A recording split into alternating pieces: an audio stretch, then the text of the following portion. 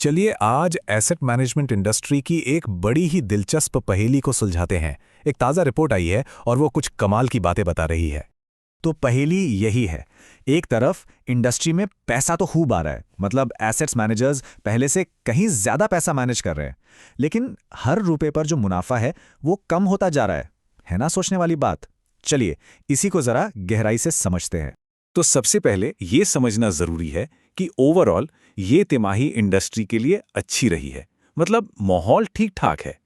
अब सवाल ये है कि इस अच्छी ग्रोथ के पीछे का असली इंजन क्या है, मतलब ये ग्रोथ आ कहां से रही है। अच्छा, इससे पहले कि हम आगे बढ़ें, एक टर्म समझ लेना बहुत ज़रूरी है। AUM यानी एसेट्स अंडर मैनेजमेंट। सीधे सरल शब्दों में कहें तो ये वो सारा पैसा है जो कोई कंपनी अपने क्लाइंट्स के लिए मैनेज कर रही है। बस कुल पैसे का एक बड़ा सा भंडार। और ये भंडार छोटा मोटा नहीं बल्कि काफ़ी तेज़ी से बड़ा हो रहा है। इंडस्ट्री के इक्विटी AUM में साल दर साल 15.7% की ज़बरदस्त बढ़ोतरी हुई है। ये नंबर वाकई में काफ़ी बड़ा है। तो ये सारा पैसा जा कहां रहा है? जैसा कि हम यहां साफ साफ देख सकते हैं, आधे से ज्यादा मतलब लगभग 54% हिस्सा इक्विटी में लगा हुआ है। और यही वो इंजन है जो पूरी इंडस्ट्री की ग्रोथ को खींच रहा है। ग्रोथ की कहानी तो सुनने में बहुत अच्छी लगती है ना? लेकिन अब जरा सिक्के का दूसरा पहलू भी देखते हैं, और वो है मुनाफे पर बढ़ता हुआ दबाव। और असल समस्या यहीं पे है। देखिए, एक तरफ कंपनियों की कमाई यानी रेवेन्यू लगभग 3.8% बढ़ा है, लेकिन दूसरी तरफ उनके खर्चे वो लगभग 6% बढ़ गए।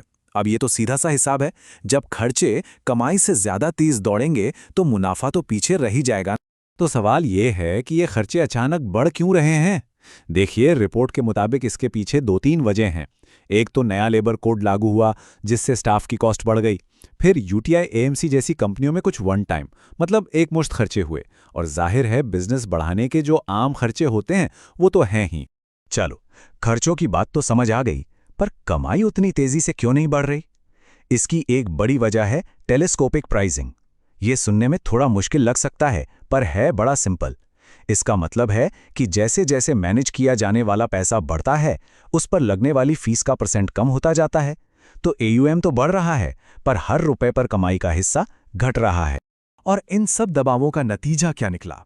नतीजा ये है कि इंडस्ट्री की कोर प्रॉफिट यील्ड, मतलब हर रुपए पर होने वाला असल मुनाफा, सिर्फ एक तिमाही में 2.5 बेसिस पॉइंट्स गिर गया। ये सीधा सीधा प्रॉफिट पर एक बड़ा हिट है। ठीक है, तो ये तो हो गई पूरी इंडस्ट्री की कहानी। अब जरा देखते हैं कि अलग अलग कंपनियां इस माहौल में कैसा परफॉर्म कर रही हैं। यहां तस्वीर एकदम साफ हो जाती है। एक तरफ है नाम इंडिया और ICICI, जिनका AUM भी बढ़ा और मुनाफा भी बहुत बढ़िया।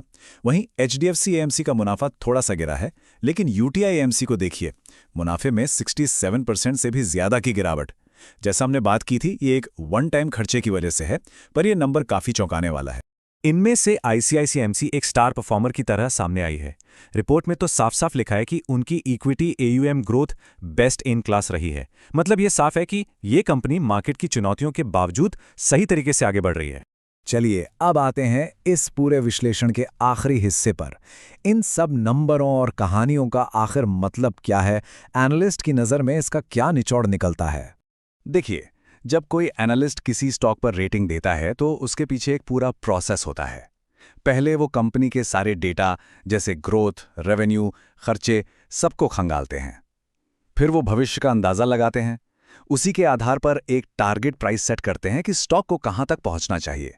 और फिर आखिर में जाकर उस टारगेट प्राइस के हिसाब से अपनी सिफारिश देते हैं। और ये रहा इस रिपोर्ट का नतीजा। अब यहाँ एक बहुत ही दिलचस्प बात है। HDFC AMC के लिए बाय रेटिंग तो वही रखी गई है, लेकिन टारगेट प्राइस थोड़ा कम कर दिया गया है। इससे पता चलता है कि नई जानकारी के आधार पर अनुमान बदल सकते हैं, भले ही ओवरऑल नजरिया पॉजिटिव ही क्यों ना हो। और हाँ, जब हम बाय रेटिंग कहते हैं तो इस रिपोर्ट के हिसाब से इसका सीधा मतलब है कि एनालिस्ट को उम्मीद है कि स्टॉक की कीमत यहां से 15% से ज्यादा बढ़ सकती है। तो इस पूरी चर्चा के बाद हम वापस उसी बड़े सवाल पर आकर खड़े हो जाते हैं। एक तरफ है एसेट्स की जबरदस्त ग्रोथ और दूसरी तरफ है मुनाफे पर लगातार बढ़ता दबाव। सवाल यह है कि क्या आगे भी ये ग्रोथ इतनी तेज रहेगी कि वो मुनाफे पर पड़ने वाले इस दबाव को पार कर पाएगी? ये वो सवाल है जिसका जवाब ही इस इंडस्ट्री का भविष्य तय करेगा।